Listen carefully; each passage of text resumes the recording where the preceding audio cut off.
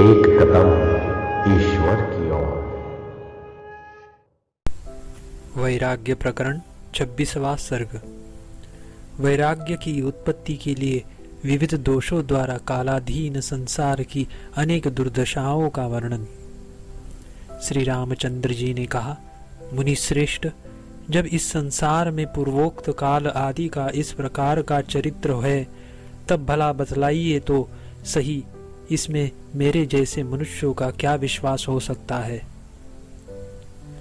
मुनिवर, यह बड़े दुख का विषय है कि शब्द आदि विषयों के विस्तार में दक्ष इन दैव आदि से प्रपंच रचनाओं द्वारा मोहित हुए हम लोग विकृत पुरुषों के समान एवं वन मृगों के समान स्थित है। अर्थात जैसे विकृत पुरुष अपनी इच्छा से कोई भी काम नहीं कर सकता और जैसे व्याधों द्वारा मधुर ध्वनि से विमोहित मृग कुछ भी चेष्टा नहीं कर सकते, वैसे ही दैव आदि द्वारा मोहित हम लोगों की अवस्था है। यह काल सदा अपना पेट भरने में ही लगा है और इसका चरित्र बड़ा गर्हित है। यह जिन लोगों की भोग तृष्णा और जीवित तृष्णा पूर्ण नहीं हुई है, उन्हें आपत्तियों से परिपूर्ण संसार में गिराता है। मुनिश्रेष्ठ, जैसे अग्नि उष्ण और प्रकाश पूर्ण ज्वालाओं से दाह्य पदार्थों को जला देती है, वैसे ही यह संहारकारी काल भी दुराशाओं से हृदय को जलाता है और दुष्ट चारित्र्य से बाहर भी जलाता है। काल मर्यादा रूप कृतांत की प्रिय भार्या, इंद्रियों की विषयों में प्रवृत्ति कराने वाली यह नियति स्त्री होने के कारण स्वभावतः चंचल है। यह समाधि में तत्पर लोगों के ऊपर भी हाथ फेर लेती है और अनेक धैर्य की तो यह महाशत्रु है, उसे टिकने नहीं देती। जैसे सांप वायु को निगल जाता है, वैसे ही यह क्रूर कर्म करने वाला कृतांत तरुण शरीर को बुढ़ापे में पहुंचाकर सब प्राणियों को निरंतर निगलता रहता है। यह काल निर्दयों का राजा है, किसी आर्त प्राणी के ऊपर भी दया नहीं करता। सब प्राणियों पर दया करने वाला उदार पुरुष तो इस संसार में दुर्लभ हो गया है। मुनिवर, संसार में जितने भी प्राणी हैं, उनमें किसी का भी ऐश्वर्य पूर्ण नहीं है, सब तुच्छ ऐश्वर्य वाले हैं। जितने भी विषय है वे सभी भयानक हैं, उनसे अत्यंत दुख की ही प्राप्ति होती है। आयु अत्यंत चंचल है, उसके जाने में कुछ भी विलंब नहीं होता और बाल्यावस्था मोह में ही बीत जाती है। सभी संसारी पुरुष विषयों के अनुसंधान से ही कलंकित है। बंधु बांधव संसार रूप बंध के लिए रज्जु रूप है। सभी भोग संसार रूपी महारोग है। अर्थात जैसे अपत्य सेवन से रोग नष्ट नहीं होता, वैसे ही भोगों के सेवन से संसार रूपी महारोग बना रहता है। अतएव उन्हें मूर्तिमान महारोग ही समझना चाहिए। सुख आदि की तृष्णाएं मृग तृष्णिका के अनुरूप है। इंद्रियां ही अपनी शत्रु है। सत्य ज्ञान आदि रूप वस्तु अज्ञानवश असत्यता को प्राप्त हो गई है। मन का हेतु होने से मन आत्मा का शत्रु है एवं मन में अहम ऐसा अभिमान करने से मनोभूत हुआ उक्त आत्मा आत्मा को आत्मभूत मन से ही दुखी करता है। अहंकार आत्मा के कलंक का कारण है, अर्थात स्वरूप को दूषित कर देता है। बुद्धियां बड़ी मृदु है, आत्मनिष्ठा की दृढ़ता से रहित है। क्रिया अर्थात शारीरिक प्रवृत्तियां क्लेशकारिणी हैं। लीलाएं यानी मानसिक चेष्टाएं स्त्री पर ही केंद्रित हो गई हैं, अर्थात उनकी विषय केवल स्त्रियां ही हो गई हैं। वासनाओं के विषय ही लक्ष्य हो गए हैं, यानी विषयों की ओर ही वासनाएं दौड़ती हैं। आत्मस्फूर्ति रूप चमत्कार नष्ट हो गया है। स्त्रियां दोषों की पताका के सदृश हो गई हैं और संपूर्ण विषय निरस हो गए हैं। मुनिवर, सत्पदार्थ ब्रह्म कार्य कारण संघात रूप से देह इंद्रिय आदि रूप से जाना जाता है। अर्थात संसारी लोग देह इंद्रिय आदि को ही आत्मा समझते हैं। चित्त अहंकार में प्रविष्ट किया गया है, अर्थात लोगों का चित्त अहंकार से परिपूर्ण है। जितने पदार्थ है वे नाश से ग्रस्त है। उक्त अनित्य पदार्थों का जिसमें लय होता है, उस आत्मा को कोई नहीं जानता। श्रेष्ठतम बुद्धि ने सभी के अंतःकरणों को व्याकुल कर रखा है। किसी का अंतःकरण सुखी नहीं है, केवल दुख ही दुख छाया है। राग रूपी रोग दिन दिन बढ़ रहा है, वैराग्य का कहीं पता नहीं है। आत्मदर्शन शक्ति रजोगुण से नष्ट हो गई है और तमोगुण बढ़ रहा है। सत्वगुण का कहीं पता नहीं है एवं तत्व पदार्थ अत्यंत दूर है।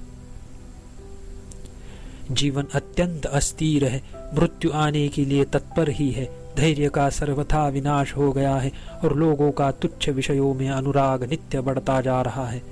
मति मूर्खता से मलिन हो गई है।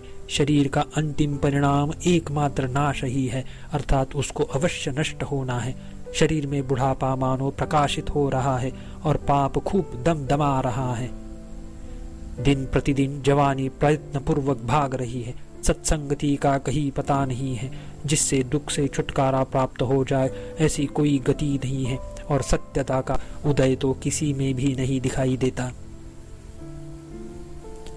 अंतःकरण मोह जाल से अत्यंत आच्छादित सा हो गया है। दूसरे को सुखी देखकर होने वाले संतोष का कहीं पता ही नहीं है। उज्ज्वल करुणा का उदय कहीं नहीं होता और नीचता न मालूम कहाँ से चली आ रही है। धीरता अधीरता में परिणित हो गई है। संपूर्ण जीवों का जन्म और मरण या ऊर्ध्वगमन और अधोगमन ही एकमात्र काम है। दुर्जन का संग पद पद पर अति सुलभ है, सज्जन की संगति अति दुर्लभ है। संपूर्ण पदार्थ उत्पत्ति विनाशशील है और वासना पदार्थों के नष्ट होने पर भी नष्ट नहीं होती। वही संसार में बंधन कराने वाली है। काल नित्य प्राणियों के झुंड को न मालूम कहाँ ले जाता है। दिशाएं भी जिन्हें काल से हरे जाने का भय नहीं है, नहीं दिखाई देती, नष्ट हो जाती है। देश भी अदेश हो जाता है, अर्थात नष्ट हो जाता है, और पर्वत भी टूट जाते हैं। फिर मेरे सदृश जंतु की स्थिरता में क्या विश्वास है।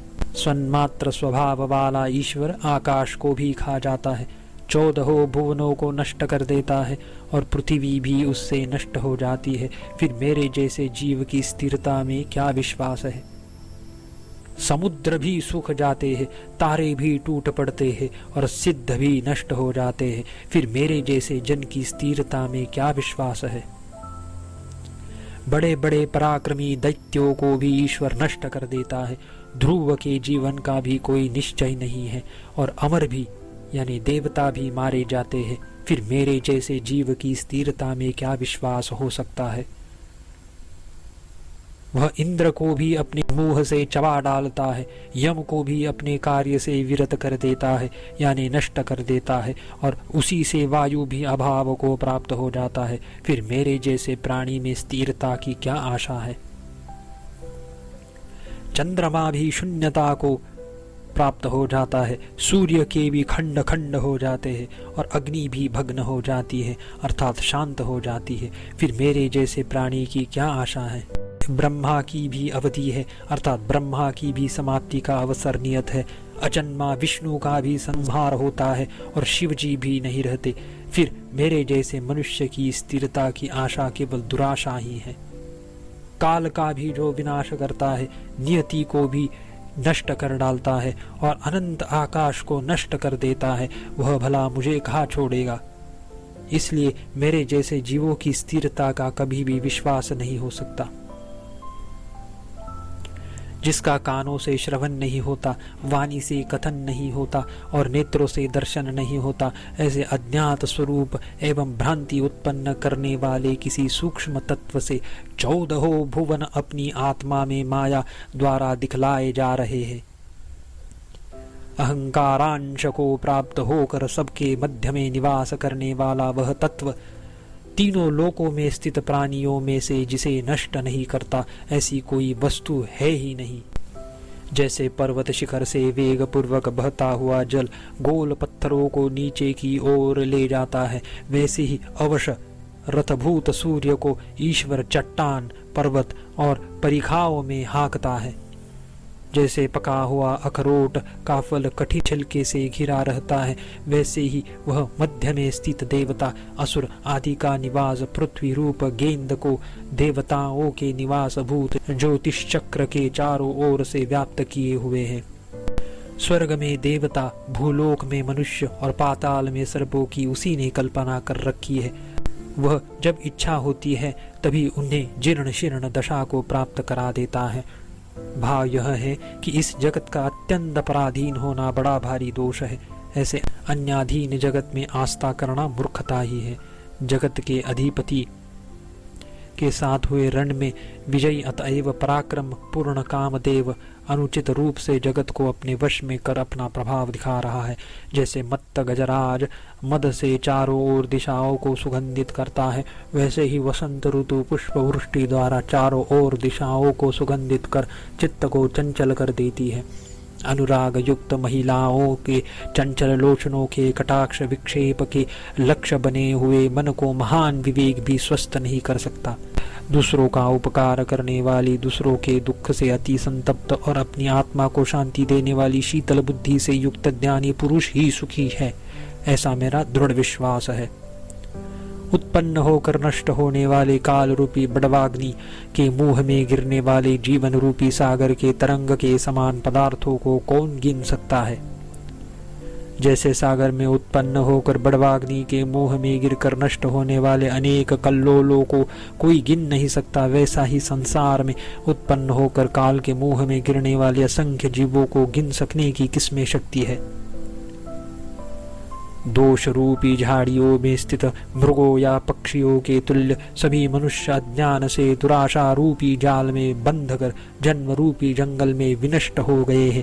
अर्थात जैसे झाड़ियों में बैठे हुए मृग या पक्षी स्वाद लोलुपता के कारण अज्ञान से जाल में फंसकर नष्ट हो जाते हैं, वैसे ही दोषपूर्ण मनुष्य अज्ञान से दुराशा बद्ध होकर जन्म रूपी जंगल में नष्ट हो जाते हैं।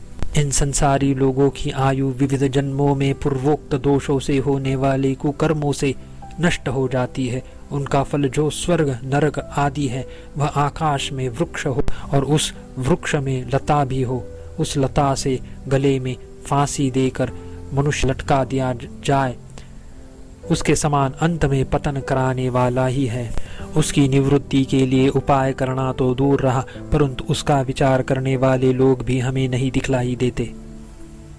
ऋषि प्रवर, इस संसार में चंचल और मंद बुद्धि से युक्त लोग आज उत्सव है। यह सुहावनी ऋतु है, इसमें यात्रा करनी चाहिए। यह हमारे बांधव है। विशिष्ट भोगों से युक्त यह सुख है, यो वृथा ही अनेक संकल्प विकल्प कर नष्ट हो जाते हैं। 26वां सर्ग समाप्त।